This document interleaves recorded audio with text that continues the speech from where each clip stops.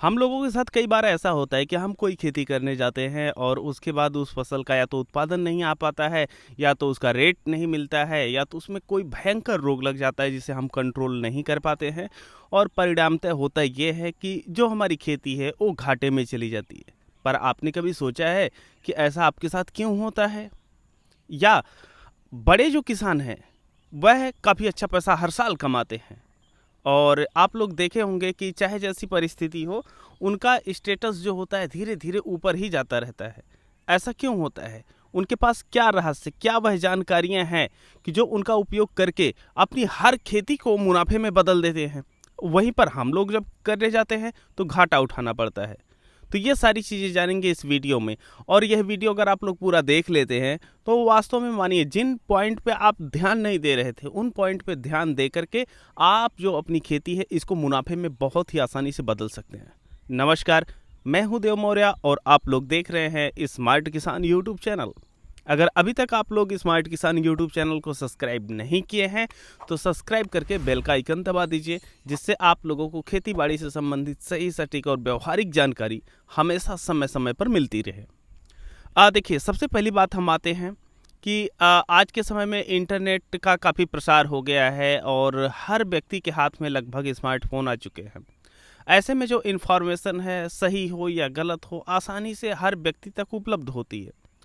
तो होता ये है कि आजकल काफ़ी जो किसान होते हैं वह ऑनलाइन बताई गई चीज़ों से काफ़ी इन्फ्लुएंस हो जाते हैं, या उस चीज़ को करने के लिए काफ़ी अग्रेसित रहते हैं कि हमें इसे करना ही है। तो अब देखिए, इसके पीछे होता ये है कि हम देखें कि अच्छा, केले की फसल हम लगाए हैं और हमें तो काफ़ी अच्छा मुनाफा हुआ। आप देख लिए, आप भी लगा दिए, पर आपको मुनाफा नहीं हुआ, एक घाटा हुआ। चलिए दूसरा, फिर आप कहीं देखें, अच्छा पपीते की जो खेती होती है उसमें लोग बड़ा अच्छा पैसा कमा रहे हैं, तो चलो हम भी पपीता लगाते हैं। लेकिन जब आप पपीता किए तो आपके साथ घाटा हुआ। या कोई और किसान देखे कि काफ़ी अच्छा वह फूल गोभी का उत्पादन लेके आ रहा है, और उसके बाद आप जो है देखें कि चलो अच्छा, चलो सब कुछ करके देख लिए, गोभी भी लगा करके देख लेते हैं। तो ऐसे में होगा ये कि आप फूल गोभी लगाएंगे और ऊपर से फिर उसमें आपको घाटा हो जाएगा। तो लगातार 3 बार आपको घाटे हो गए। पर ऐसा क्यों होता है और आप इस घाटे से निकलेंगे कैसे? देखिए, सामान्यतः लोग होता ये है कि हमेशा बदलते जाते हैं, फसलों को बदलते रहते हैं।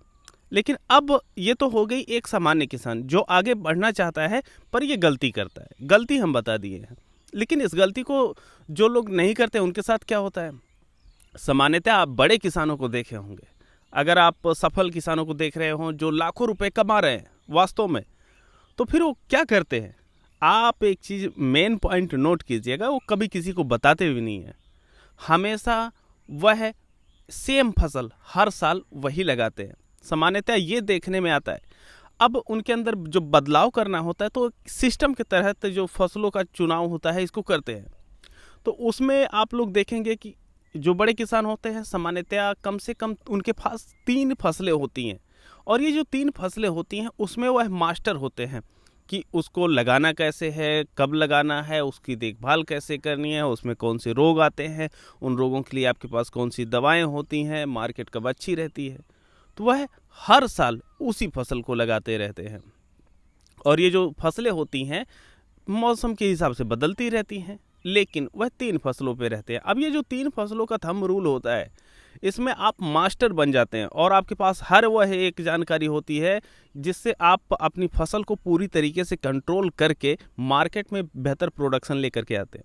अब ये जो हम बड़े किसानों को बता रहे हैं कि वह 3 फसलें या फिक्स फसलें या सेम फसलें हर साल रखते हैं, वह इसी वजह से रखते हैं कि उनको उगाने की जो उनकी स्किल होती है बहुत अच्छी होती है और उसको बदलते नहीं हैं।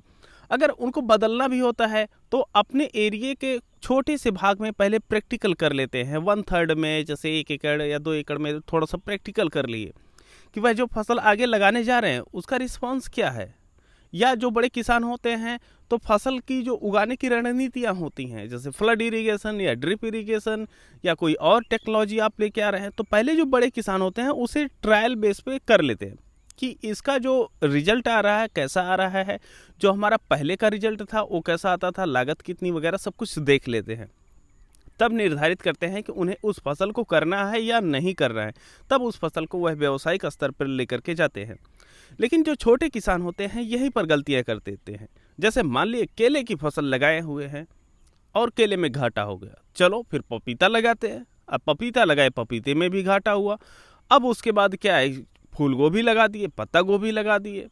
तो ऐसे में क्या होता है कि आपके पास जो अनुभव होना चाहिए एक फसल को उगाने का, वह हो नहीं पाता है। और ऐसी परिस्थिति में आप हर साल फसल चेंज करते रहते हैं। तो मान लीजिए केला लगाएं, तो केले में थोड़ी बहुत जानकारी जैसे हुई, आप उस फसल को पलट दिए, दूसरी फसल आप लगा दिए। अब पपीता लगाए हुए हैं, तो पपीते में भी आपको जब थोड़ी बहुत जानकारी हुई, घाटा हुआ, तो फिर आप अगली फसल लगाने जा रहे हैं।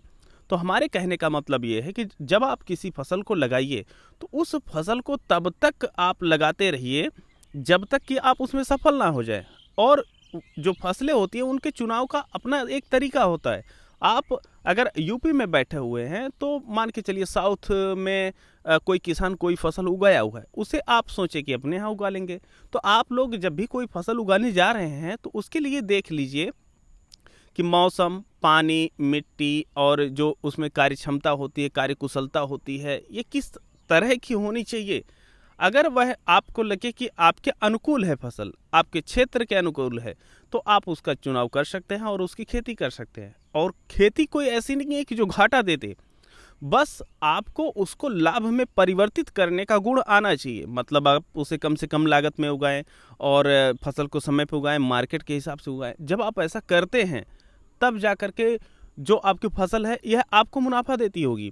आप एक चीज़ ध्यान दिए होंगे कि आपके क्षेत्र में 10 किसान हैं, 10 किसान जो है एक फसल लगाए, लेकिन उसमें से 2-3 किसान बहुत अच्छा पैसा उस फसल में निकालते हैं, बाकी 7-8 किसान जो होता है उससे पैसा नहीं निकाल पाते हैं।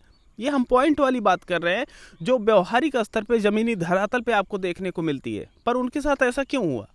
उनके पास समझ नहीं थी मार्केट की, उनके पास समझ नहीं थी प्रोडक्शन की, तो इस वजह से देखभाल की समझ ना होना, तो यही सब घाटे में परिवर्तित कर देता है। और जब आप 3 फसलों को चुनाव कर लेंगे और तब तक उसको कीजिए जब तक आप उसको सफल ना बना दीजिए, तब आप जब उसमें काफ़ी समय इकट्ठा करके डालेंगे उसमें, तब आपको समझ हो जाएगी कि क्या करते हैं तो ये फसल अच्छे से ग्रोथ करती है, लागत इसकी कम कैसे कर सकते हैं, मार्केट में इसका रेट कब अच्छा होता है। तब जब आप करने जाएंगे तो जो आपकी फसल होगी उसमें आप बेहतरीन मुनाफा उठाएंगे और जा कर के जो आपका घाटा हर साल होने का सिलसिला था ये रुक जाएगा।